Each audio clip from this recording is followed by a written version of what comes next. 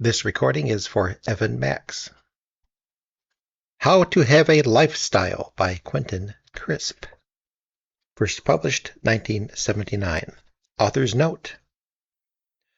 Before I even began to write this book, I was aware that there are many people in the world who do not want a style, who will despise the search for one. But since becoming a mail-order guru, I have received letters from a number of people who seem to feel that the band is always playing in another street, and who seem mysteriously to be locked in their homes. When I tell them that the door is not locked and urge them to go to where the band is playing, they say they haven't a thing to wear. In my opinion, they need wear nothing but their style. The reason that prompts me to deliver this message is obvious.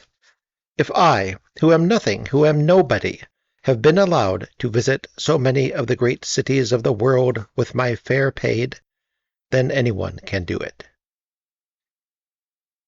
What makes this message seem urgent is that the benefits of this way of life are considerable, though they may not be what most people imagine.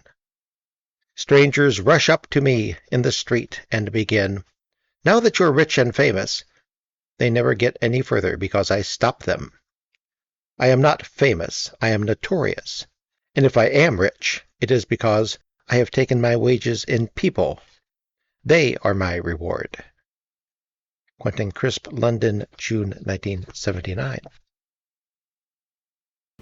Well, before I begin, or continue, I would say, in response to 2 or 3 comments on other videos, I am not a robot. Robots do not sound like this. You idiots. A better comment I got was simply horrid narration. And I considered, and still do, changing my channel name to that. I think that would be great. And also, thank you, Evan Max, for suggesting reading this book before the beginning.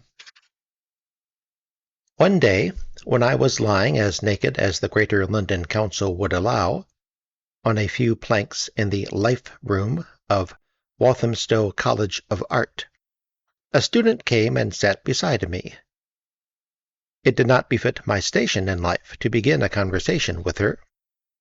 My supposition was that she wished less to be with me than in front of the only electric heater in the place.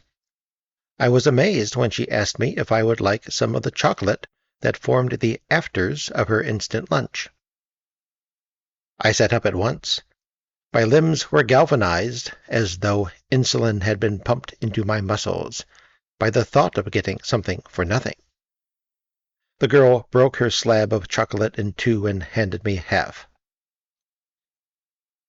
"Oh, not as much as that," I protested. "It would amount to a debauch." She withdrew her offer altogether.